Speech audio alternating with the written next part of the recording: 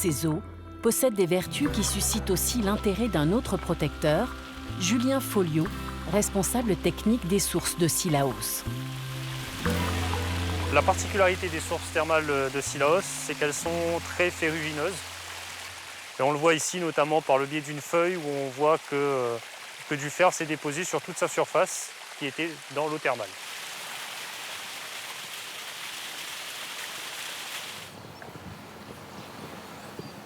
Un peu plus en amont, dans cette station, le débit des eaux de 2 sources souterraines est régulièrement inspecté. Tout comme la pression du gaz carbonique qui remonte avec elle et qui reste maintenue sous ses coupoles.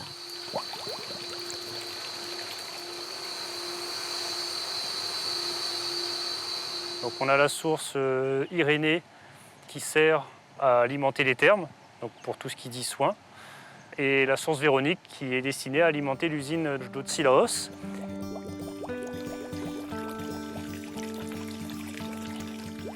En s'infiltrant depuis les cimes volcaniques, cette eau a rencontré des poches de CO2, a frôlé des restes de magma qui l'ont réchauffé jusqu'à 31 degrés, avant de remonter vers l'usine d'embouteillage.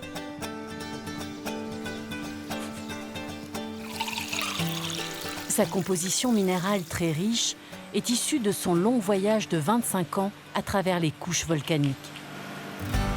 Les installations gérées par Patrick Chang-Houtung suppriment la haute teneur en fer de l'eau tout en préservant ses qualités spécifiques qui sont analysées chaque jour sur des échantillons. C'est une eau qui est bicarbonatée sodique magnésienne. Donc ces 3 grands composants physico-chimiques vont nous apporter une meilleure digestion grâce au bicarbonate, magnésienne pour la partie récupération musculaire, et ensuite le calcium, tout simplement pour la consolidation de toute la partie osseuse de notre corps. Pendant ce temps, des eaux naturellement chaudes jaillissent au cœur de ce centre thermal. À 37 degrés, elles combattent les rhumatismes, améliorent la digestion ou la circulation sanguine, et ces nouveaux traitent le diabète. Ouvert depuis 1988, ce centre de thermalisme perpétue une tradition née au pied du Piton des Neiges.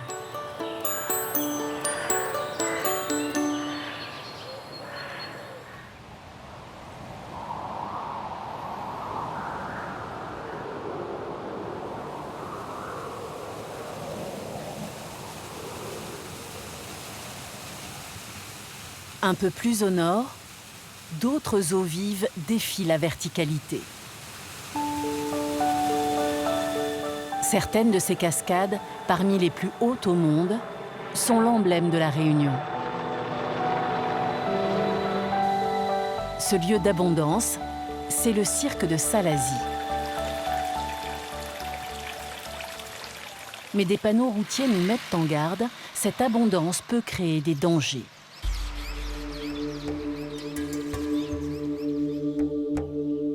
Plus haut, dans le village de Grand-Îlet, le sol par endroits se soulève et des maisons toutes inhabitées sont l'objet d'inquiétantes déformations. À cause de la poussée de nappes d'eau dans le sous-sol, les terrains glissent et c'est un sujet d'étude prioritaire pour le géologue Bertrand Honnet. Donc là, ce qu'on voit, c'est que la porte ne ferme plus.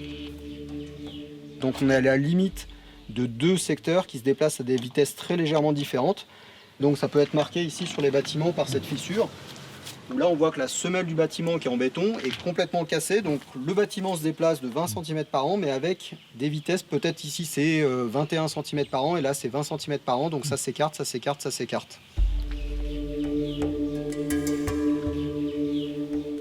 Chaque mois, sur ce secteur très sensible, les équipes du Bureau de recherche géologique et minière collectent des données pour analyser l'intensité du phénomène. Les géologues cherchent à mieux prévoir les risques liés à la présence d'eau souterraine, qui sont ici les éléments moteurs de l'instabilité des couches terrestres. Donc là, l'eau, elle est à 38 mètres de profondeur sous le niveau du sol. Et donc, sous tout Grand-Îlette, on a une nappe d'eau souterraine. Donc, ce n'est pas un cas particulier. On a régulièrement des nappes d'eau souterraines sous l'ensemble des territoires. Il se trouve qu'ici, cette nappe a un rôle particulier dans la mesure où elle va contribuer au glissement des terrains sur le secteur de Grand-Îlette. Du fait de son encaissement et des fortes précipitations qui s'y produisent, le cirque de Salazie fait partie des lieux où les glissements de terrain sont parmi les plus importants au monde. La veille est donc permanente et nécessite aussi une surveillance de secteurs plus difficiles d'accès. Des lieux heureusement inhabités où des pans entiers des reliefs descendent inexorablement. Donc là, ce sont des roches qui sont complètement broyées par le glissement de terrain, vraiment pas endurées. Et donc forcément qui vont favoriser le glissement des terrains dans la mesure où ces roches sont complètement déstructurées. Donc il n'y a pas de cohésion et on peut facilement les détruire à la main.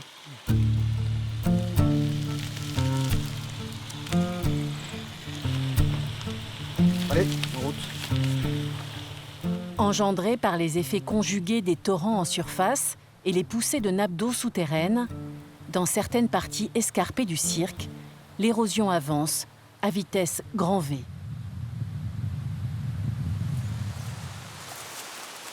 Pour Bertrand, ce promontoire est le site le plus spectaculaire à observer. Oh bah magnifique. Vous avez vu ? Ce qui est intéressant ici, c'est qu'on voit des émergences d'eau souterraine juste à la limite entre les terrains qui ne bougent pas et les terrains qui se déplacent au-dessus. Et les terrains du haut, là, dans ce secteur-là, vont se déplacer de 50 à 60 cm par an. Il n'y a rien qui peut les retenir, donc ça avance, le glissement de terrain continue d'avancer. Pour prévenir ces risques, les scientifiques multiplient les relevés à travers d'autres secteurs du cirque où l'eau en surface est tout aussi préoccupante.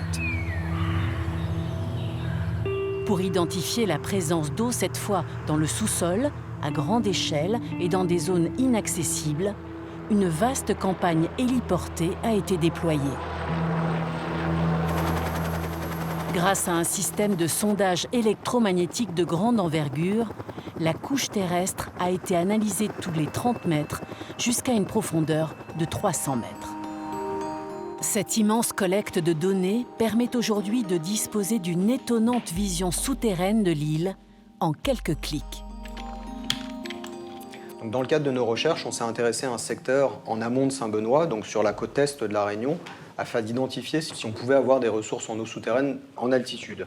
Et en faisant différents traitements numériques et en faisant des reconnaissances de terrain, on a pu mettre en évidence qu'on avait potentiellement des ressources en eau, donc ici en orange, là je vais zoomer dessus, dans ce secteur-là. Donc ça correspond à une sorte de réservoir géologique, c'est-à-dire un piège dans lequel l'eau pourrait rester et pourrait être stockée. Et donc cette eau-là pourrait être exploitée et être distribuée à la population vers l'aval. Cette base de données va devenir un outil indispensable pour mieux gérer les immenses nappes souterraines. Ces eaux douces, si précieuses, comme le sont aussi celles des rivières.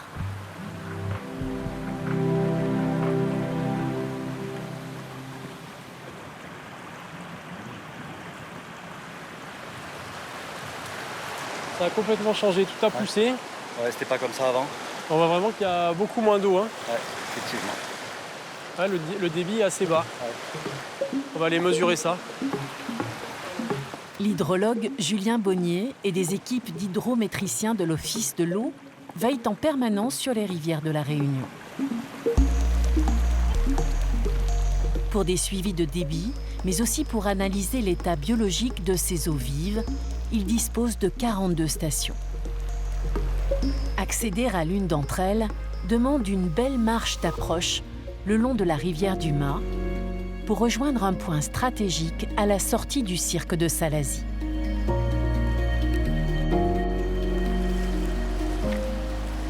Ah, il y a un caveau boucheron là. C'est entre ces parois rocheuses où passent toutes les eaux drainées par le cirque que l'on trouve une station en fonction depuis 35 ans. Donc on est là car on a une station d'enregistrement des hauteurs d'eau qu'on voit juste à côté. Et aujourd'hui, on est venu faire une mesure de contrôle. Donc on va déployer un appareil de mesure qui va nous permettre de mesurer le débit et de voir si notre sonde n'est pas déréglée, parce que c'est des choses qui peuvent arriver. Depuis ce point, des données sont envoyées automatiquement toutes les 6 minutes. Mais pour les comparer manuellement, cela demande beaucoup plus de temps et de minutie. Là, on va faire une mesure de débit. Là, je vais prendre un décamètre, donc je vais traverser la rivière, je vais aller en face. Et puis après, sur cette abscisse, on va mesurer à plusieurs endroits la vitesse de l'eau.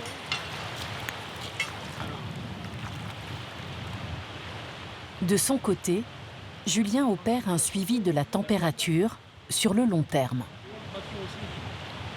Partout dans le monde, on fait ces mesures-là pour voir justement s'il y a un impact du changement climatique sur la température des rivières. Donc là, aujourd'hui, on a une température plutôt agréable de 23,5 degrés. Donc tout à fait classique pour les eaux de la Réunion. Le relevé de débit progresse lentement mais sûrement avec un courantomètre. Je fais une mesure tous les 50 cm. Voilà. Donc là, on est à 32,80. Pic enfoncé.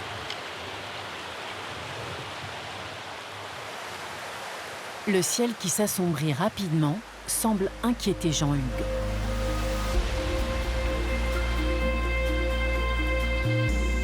Ici, 80% des pluies sont captées par la végétation ou stockées dans des nappes souterraines.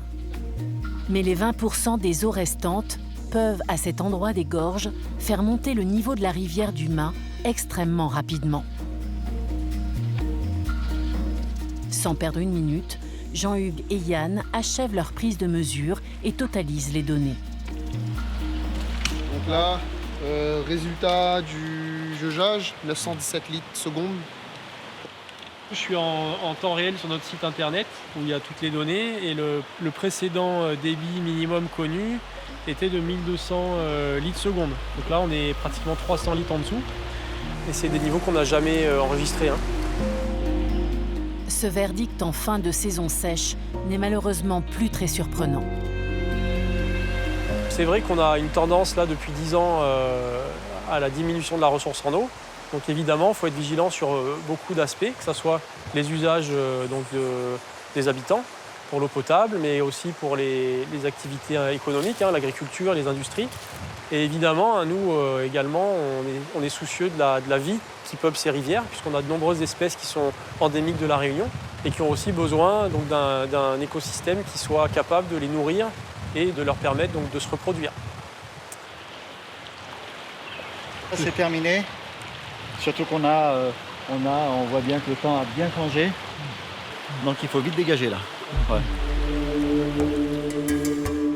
Car ces eaux exceptionnellement basses peuvent au même endroit atteindre la cote de 6 mètres avec un débit inimaginable, notamment pendant des périodes cycloniques. Dans ces moments-là, partout à travers l'île, les rivières et les torrents se déchaînent. Le trait étincelant de la vertigineuse cascade blanche se transforme en chute d'eau monstrueuse. Parmi les 300 cascades de l'île, il y en a une dont les colonnes d'eau peuvent devenir phénoménales et symbolisent parfaitement son nom, c'est celle de Niagara.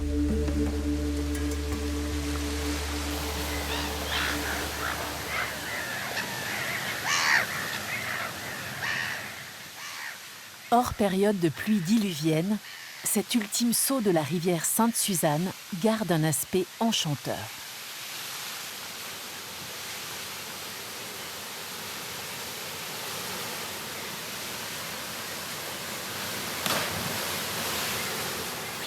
Surplombé par des nids d'oiseaux béliers, le courant file ensuite paisiblement vers l'estuaire. Juste avant l'océan, ces eaux vont aussi faire le bonheur de graines de champion.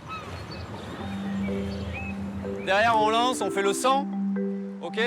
Vous reviendrez vous placer ici pour le 200, ok? Je vous donne le top au sifflet. Les jeunes athlètes du Pôle Espoir de La Réunion enchaînent le programme de longueur prévu par l'entraîneur et multiple champion du monde et d'Europe de canoë-kayak, Hugo Bizot. On a un site exceptionnel parce qu'on a finalement on a les deux supports de discipline olympique qui se touchent. Donc d'un côté la discipline de slalom en eau vive et de l'autre la course en ligne.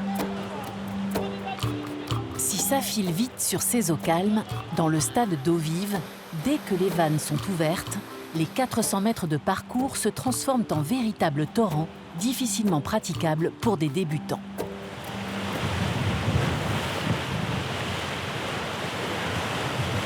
Vas-y Noah.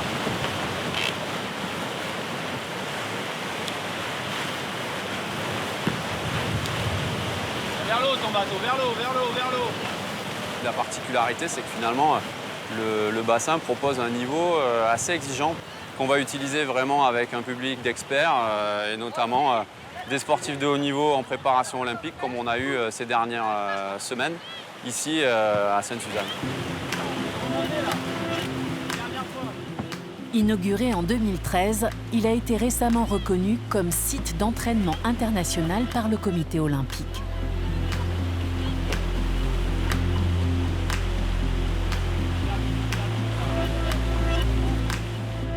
Ainsi, les espoirs de 12 à 17 ans côtoient les meilleurs kayakistes mondiaux lorsque le débit augmente. Les pompes viennent de passer de 6 mètres cubes par seconde à 10.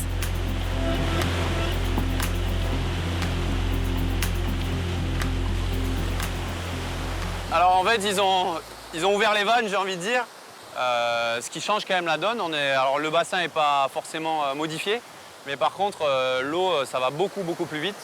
Donc ça change pas mal de repères et c'est du coup plus exigeant.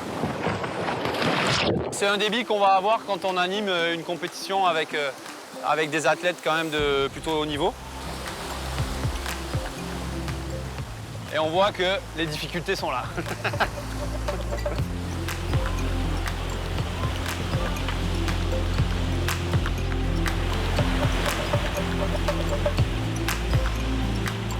Aujourd'hui, la plupart des compétitions de haut niveau se déroulent sur ce type de stade.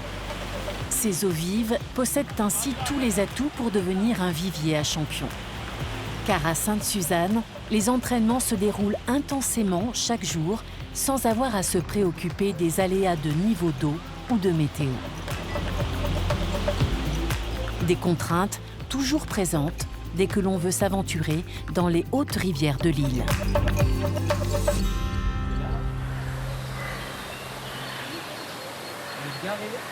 Vous entendez en bas là? Ouais. On entend l'eau chanter. C'est de bon augure. C'est-à-dire qu'il y a un petit peu d'eau, mais il n'y en a pas trop.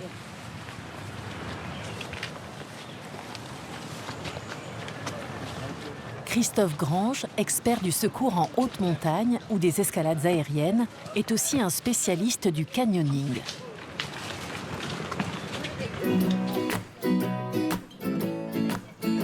Accompagné de jeunes, amateurs d'émotions fortes, il a rendez-vous avec l'un des plus beaux parcours de l'île, celui de la rivière des Roches. Sur les mêmes versants est que la rivière Sainte-Suzanne, toujours sur les pentes du massif du Piton des Neiges, la rivière des Roches, si elle n'est pas très longue, avec seulement 18 km, possède un lit taillé de manière spectaculaire à travers des couches de basalte.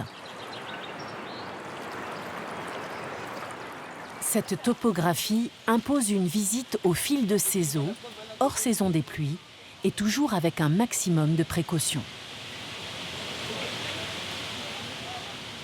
C'est une rivière qui est assez capricieuse et ça demande d'étudier vraiment le niveau d'eau. Et il faut savoir qu'il y a juste 24 heures, il y a eu une grosse montée des eaux ici. Et donc le niveau d'eau a été multiplié par 3,5 en l'espace de 15 minutes, quoi. Voilà. Donc ça, c'était hier matin. Et là, le niveau d'eau a fortement décru. Et là, on est vraiment à un niveau parfait pour faire du canyon.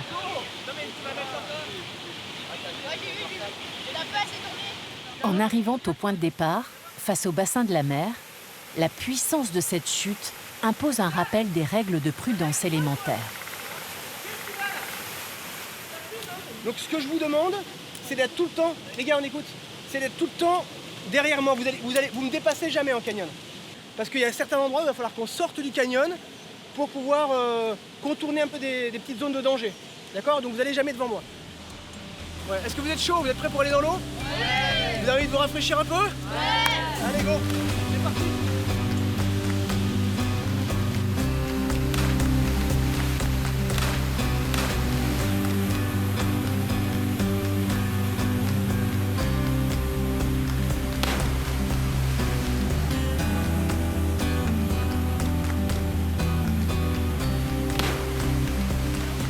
Une rivière comme ça, il y a plein de dangers qui ne sont pas forcément visibles. Il peut y avoir des drossages, il peut y avoir des marmites, c'est-à-dire que tous ces mouvements d'eau, à partir du moment où il y a un certain débit, il y a plein de pièges à connaître et du coup pour pouvoir les éviter.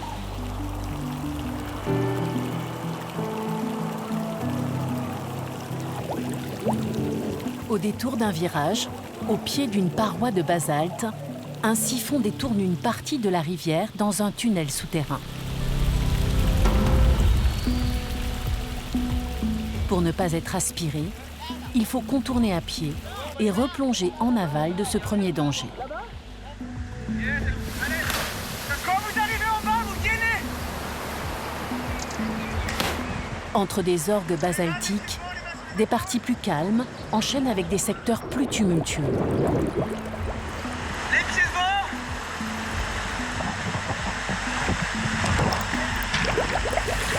Sortez la main, là. Christophe impose un nouveau détour pour échapper à un autre piège aquatique. En canyon, le courant sera toujours le plus fort. À partir du moment où on est embarqué par le courant, on ne peut pas essayer de freiner. Donc c'est trop tard. Donc il faut anticiper les pièges et les risques avant de s'être lancé dans le courant et en l'occurrence dans le toboggan.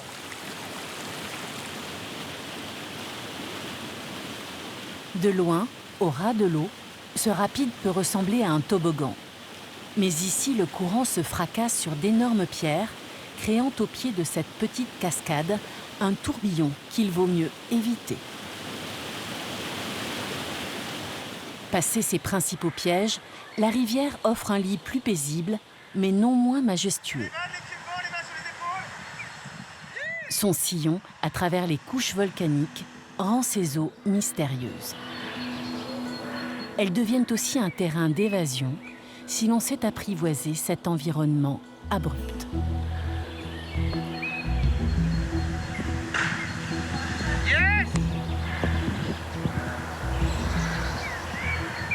Ce groupe d'enfants, de Réunionnais qui sont nés ici ou qui habitent là depuis longtemps, sont des gens qui ont l'habitude régulièrement les week-ends d'aller dans les bassins et qui sautent. Donc on voit qu'ils sont très à l'aise dans la verticalité. Ils peuvent faire des sauts de 10 mètres, de 15 mètres. Ils envoient des figures, des saltos, des doubles saltos arrière. Voilà. Alors c'est pas à conseiller à faire pour tout le monde, mais c'est vrai que quand à partir de 4, 5, 6 ans, tu commences à sauter, tu n'as plus l'appréhension du vide et finalement tu es dans l'eau comme tu es sur terre. Là, c'est quelque chose, ça.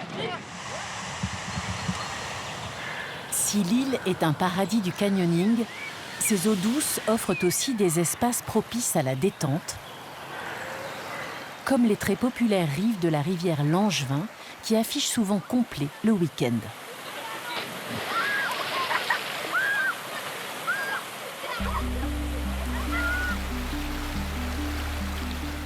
Alimentée par le château d'eau du massif du Piton de la Fournaise, la rivière Langevin prend sa source à 2200 mètres d'altitude. Puis elle s'écoule de manière très particulière à travers un réseau d'anciennes couches de lave.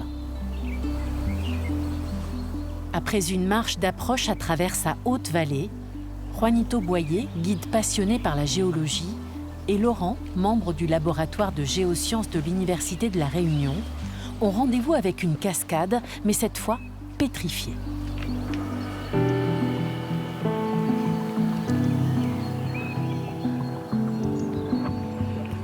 Ah ouais, c'est clair. Bah oui, il n'a pas plu, il n'y a pas d'eau. Hein. Par contre, il y a une jolie arche. Hein. Puis sa cascade, en fait, c'est la coulée de lave là, qui a cascadé depuis la petite falaise et qui a fait cette arche. C'est vraiment beau. Hein. Cette fin de saison sèche facilite l'analyse de ce véritable archéologue des coulées de lave.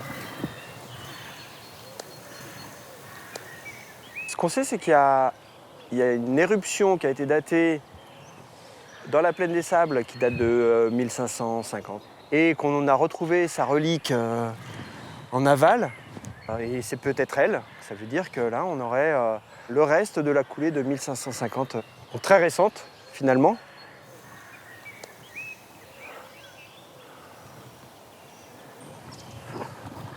On essaye de descendre en étant prudent. C'est moi qui ouvre la voie. Quelques semaines par an, durant la saison des pluies, quand le sous-sol regorge d'eau, cet immense gouffre peut redevenir aquatique. Oh, je dis qu'il y a une belle hauteur, oui. C'est vrai que quand on pratique le canyoning ici, on s'amuse à faire des sauts. Et ça fait combien d'après toi quand tu sautes? Voilà, ça fait à peu près 12 mètres. Ah ouais? Ah oui, oui. Bah, je ferai pas. Cette œuvre monumentale de magma a été modelée par la puissance des eaux qui ont retiré les couches les plus friables qui étaient autour. Mais différents types de lave attirent l'attention de Laurent. Là, franchement, il y a une homogénéité de faciès, tu vois, de toutes ces coulées là qui sont horizontales et fines. On les trouve là, on les trouve de l'autre côté, on les trouve partout. Et ça fait, globalement, ça fait la topographie avant que cette coulée-là arrive, quoi. Le classique à La Réunion, quoi. Ça, c'est peut-être une vingtaine de milliers d'années. Et ça, c'est du XVIe siècle. La succession de couches venues du piton de la Fournaise entraîne un autre phénomène, des zones de perte d'eau. Ça glisse à l'aller et ça glisse au retour. En repartant vers l'aval, il n'y a toujours pas de courant dans le lit supérieur de la rivière Langevin. Tant que la pluviométrie reste faible ou moyenne, les eaux s'écoulent en sous-sol dans ce qui pourrait être comparé à une sorte de millefeuille. Mais ce millefeuille, il n'est pas simplement fait que de coulées de lave. Les coulées de lave, elles se mettent en place quand il y a une éruption en amont. Mais lorsqu'il n'y a pas d'éruption, finalement, c'est l'érosion qui joue ici. C'est pour ça qu'on a une vallée. Et finalement, cette érosion qui se fait à la faveur des cyclones transporte des sédiments. Et ces sédiments, c'est des blocs, hein, c'est ce sur quoi on marche là, globalement. Ces sédiments vont former des couches imperméables qui vont faire que cette eau ne va pas s'infiltrer non plus trop profondément et ça va ressortir à certains endroits, comme à Grand Galet, en aval de Grand Galet.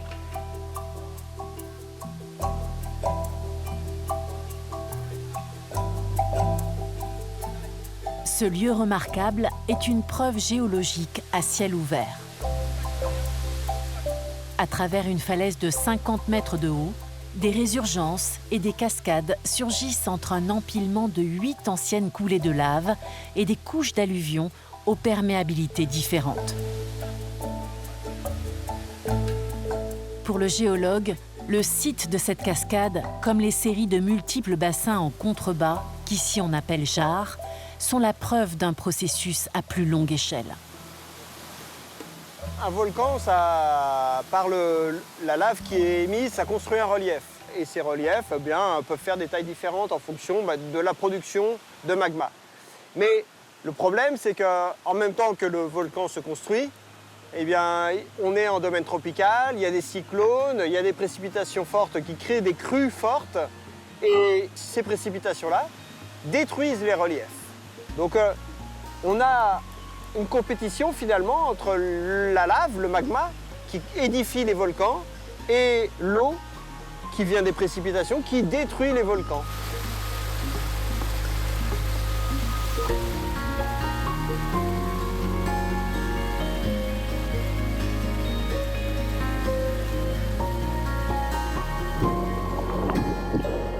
Dans ce face-à-face entre eau et lave, les vallées, comme celle de la rivière Langevin, ou les cirques majestueux, sont les témoignages du tour de force des eaux vives qui ont su tracer leur chemin dans la roche.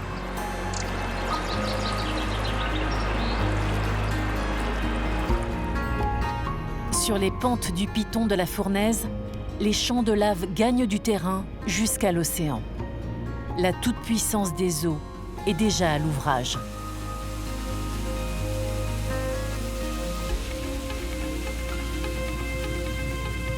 Dans cette confrontation grandeur-nature, entre érosion et éruption, La Réunion est un laboratoire à ciel ouvert.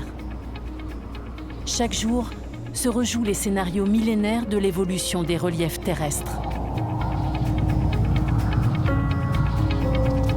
Et tant que les nuages venus de l'océan montent irrésistiblement à l'assaut des pitons, cette histoire d'eau et de feu restera toujours intense.